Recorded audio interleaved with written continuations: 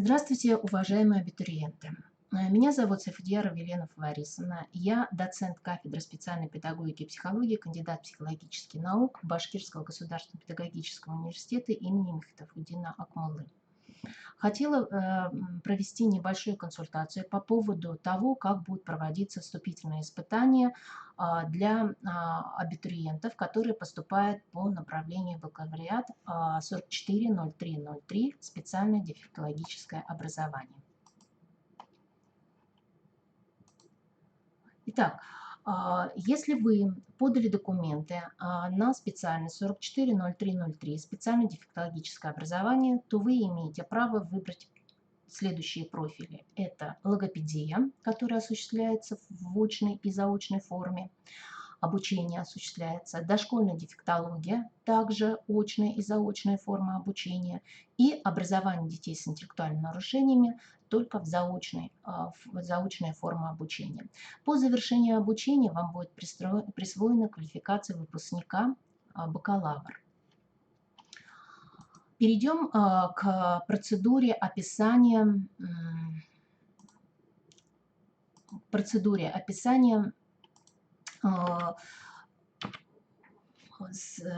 вступительных испытаний.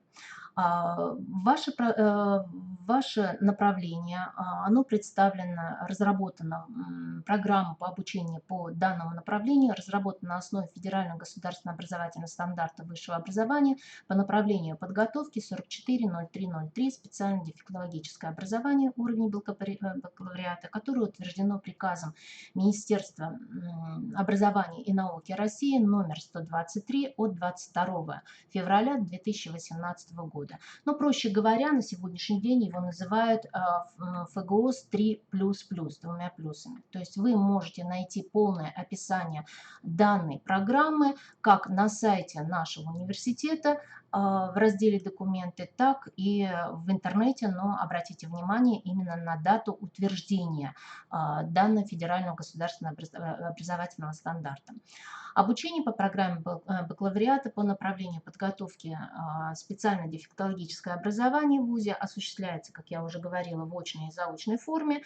В данном случае у нас 3 профиля, как я уже говорила. Очная форма обучения, срок очной формы обучения составляет 4 года, при заочной форме на базе среднего специального образования 3,5 года.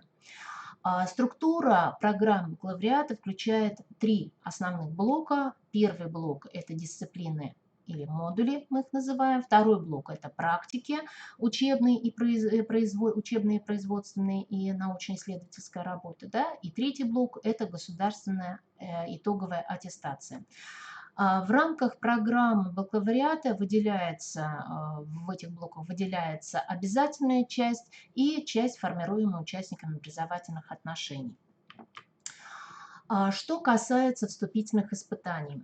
Вступительные испытания, то есть в день, когда у вас будет происходить день вступительных испытаний, за определенный промежуток времени, за день примерно, вам придет сообщение на ваш почтовый ящик, который вы зарегистрировали, когда подавали документы, и, соответственно, там будет представлена ссылка на систему вступительных испытаний вуза, и будет указан логин и пароль. Пожалуйста, не путайте логин и пароль, которые вы регистрировали при подаче документов, это одни данные, да? А здесь вам будет представлен логин и пароль именно для вступительных испытаний, для размещения ваших материалов в системе вступительных испытаний вуза.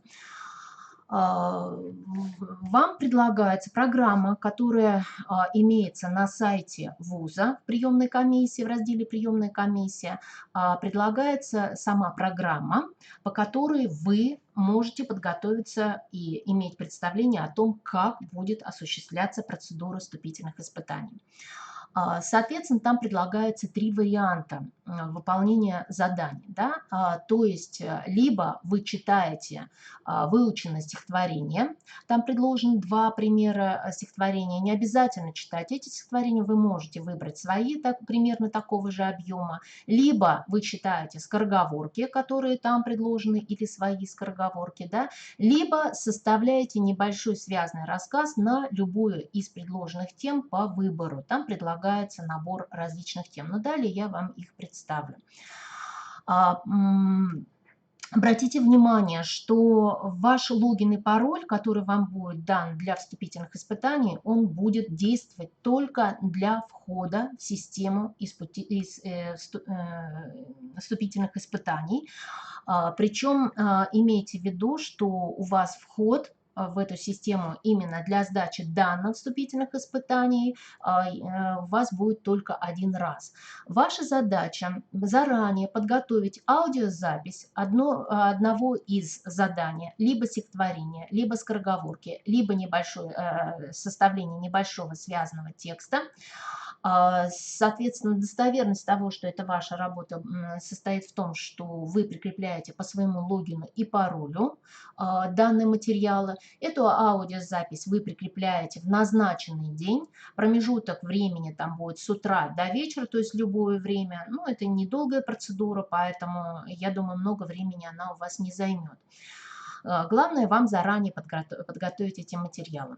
После размещения этих материалов, ваших материалов, экзаменационного вашего материала в системе вступительных испытаний начнет работать экзаменационная комиссия. То есть в течение экзаменационной комиссии даются всего 2 дня для того, чтобы ваши работы прослушать и выставить вам оценки. Оценки выставляются по 100-бальной системе. Минимальный проходной балл для принятия участия в общем рейтинге абитуриентов составляет 50 баллов.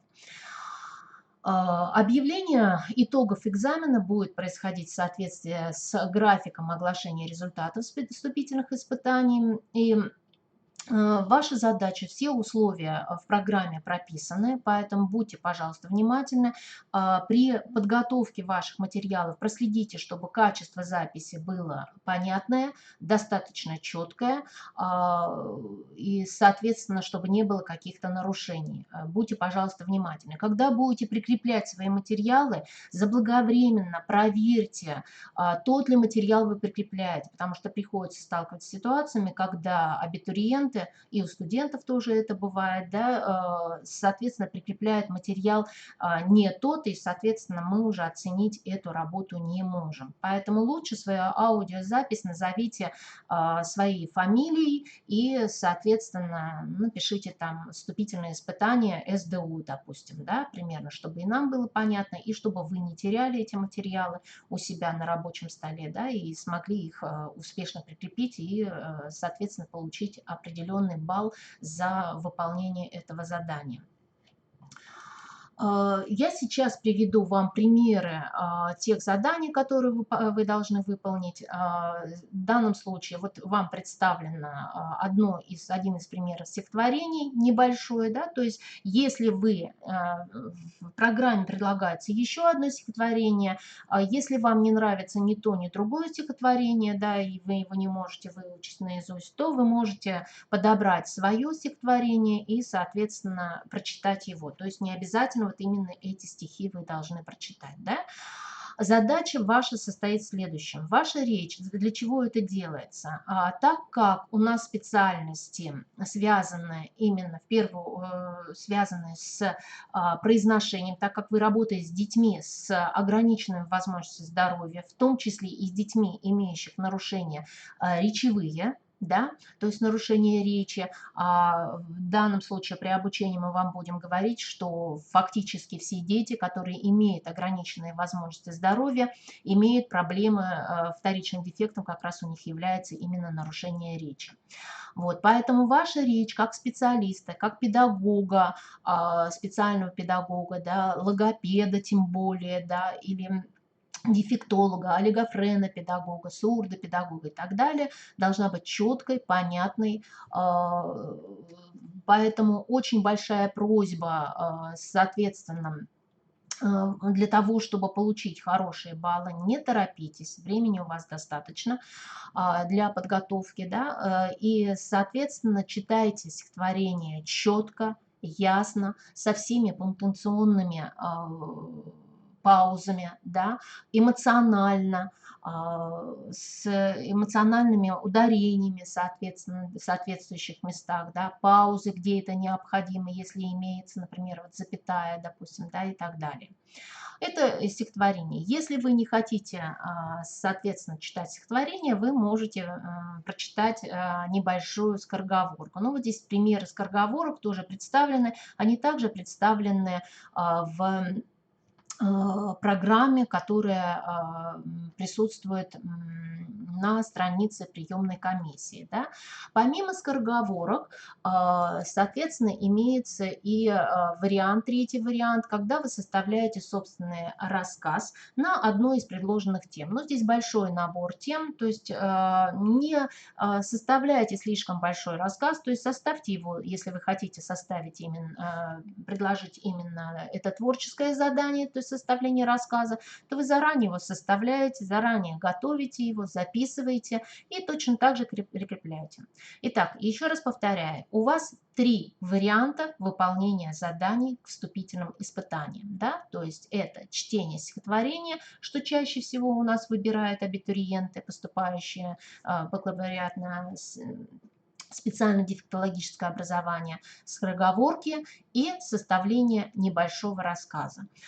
Соответственно, комиссия оценивает ваши работы, исходя из чистоты вашей речи, исходя из эмоциональности представленного материала. Да, на это мы, в общем-то, будем ориентироваться. Как оцениваются ваши работы, сколько баллов примерно вы можете получить. Также в программе вступительных испытаний предложены это градации, да, баллов, которые вы получите, за что вы сколько баллов можете получить.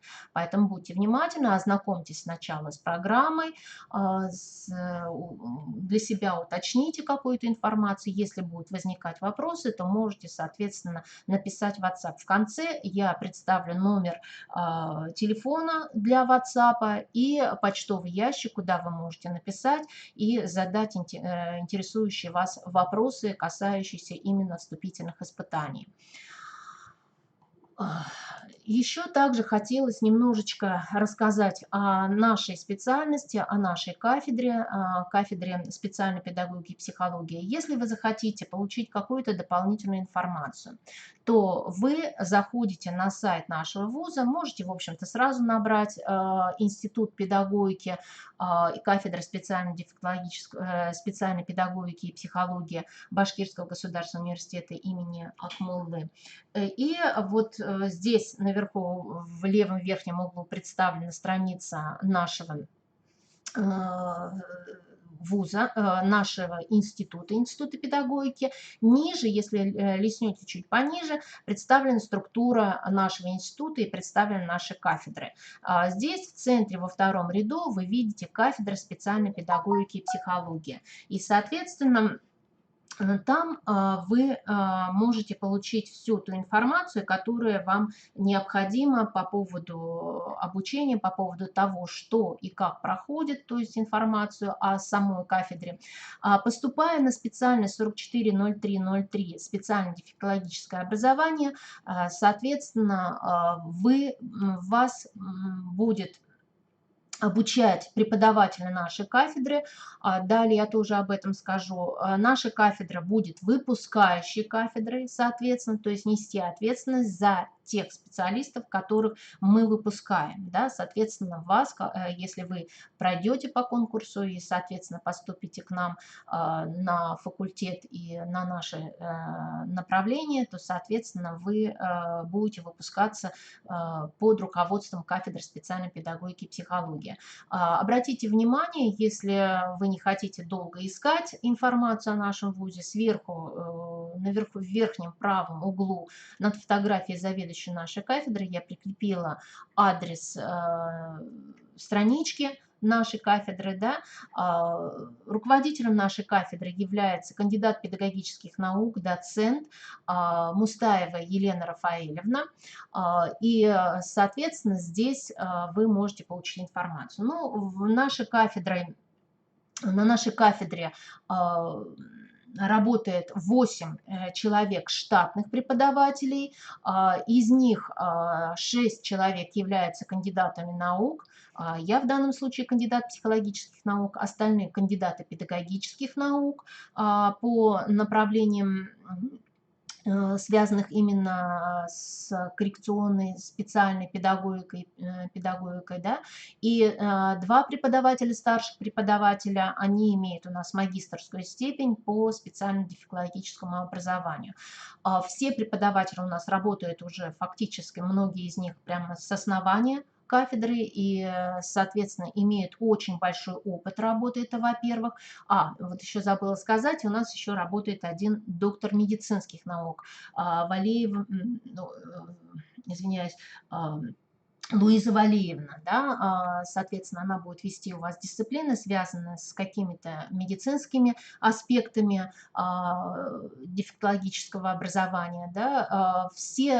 Фактически все специалисты у нас являются не просто учеными, так скажем, да, преподавателями, но они также ведут и практическую работу, то есть практикуют, работают непосредственно с детьми, имеющими нарушения в развитии, да, то есть и с детьми с нарушениями интеллекта, например, у нас работает Фатихова Лидия Фаворисовна, кандидат педагогических наук, с нарушениями речи как раз заведующей кафедрой Елена Рафаэльевна у нас работает, да, также работает Сейханов, также с данными детьми. То есть у нас все Эльза Гумеровна Касимова тоже работает с детьми с нарушениями речи. Соответственно, у нас коллектив очень дружный, опытный, да, имеющий опыт работы. Именно, соответственно, они вас будут обучать. Помимо того, что у нас работает 8 штатных преподавателей, естественно, у нас есть и внештатные преподаватели. Это заведующих детскими садами, это педагоги, сурдопедагоги, например, рассказывая Елена Анатольевна, да, это, соответственно, олигофрены, педагоги, да, которые работают именно с этими детьми в дошкольных учреждениях, школах, логопеды, да, которые работают, имеют практический опыт работы. Соответственно, они будут вас обучать и рассказывать, и показывать, соответственно, приемы работы с детьми с теми или иными нарушениями. Да. Следует отметить, что нашим студенты обучаются в 5 корпусе, который находится по адресу улицы Чернышевского, 25. Все аудитории у нас очень хорошо материально и технически обустроены. Имеется весь необходимый все необходимое учебно-методическое обеспечение. Ну, о кадровых обеспеченности я вам уже говорила, да, то есть есть все квалифицированные педагогические специалисты, которые ведут именно предметы в соответствии с тем направлением, по которому они обучали по образованию, кандидатскую степень, которую защищали. Надо отметить, что преподаватели нашей кафедры занимаются и научно-исследовательской деятельностью, естественно, и поэтому они будут руководить вашими научно-исследовательскими работами все, да. И, кроме того, надо отметить, что наши преподаватели участвуют в грантах. Например, у нас наш преподаватель, кандидат педагогических наук Фатихова Лидия Фаворисовна, она выиграла 4 гранта, гранты РГНФ, РФФИ, это причем на уровне не только республиканском, но и всероссийском уровне, да, и, соответственно, наши студенты имеют возможность принять участие в выполнении заданий по гранту, соответственно, и получить какой-то опыт диагностической работы, коррекционной работы, если в этом есть необходимость, да. Вот. Кроме того, говоря о обеспеченности нашего факультета и нашей кафедры, надо отметить, что у нас есть Центр развития компетенций, это мастерская специальных технологий инклюзивного образования. Руководителем данного мастерской является Мустаева Елена Рафаэлевна. Задача данного центра состоит в том, чтобы обеспечить возможности практической подготовки будущих бакалавров и магистров специально-дефектологического образования в условиях специально организованной производственной среды, да, соответственно, далее вот будут тоже представлены фотографии, где вы можете посмотреть обеспеченность наших аудиторий специальной аппаратурой, специальным помещением. У нас имеется отдельное помещение вот для этой мастерской, да, где как наши преподаватели практикуют, принимают, консультируют родителей и работают с детьми, которые приходят родителей, которые приходят со своими детьми на консультации, а также проводят с ними занятия с этими детьми, да, вот в этом помещении. То есть оно специально оборудовано, имеются все необходимые материалы, да,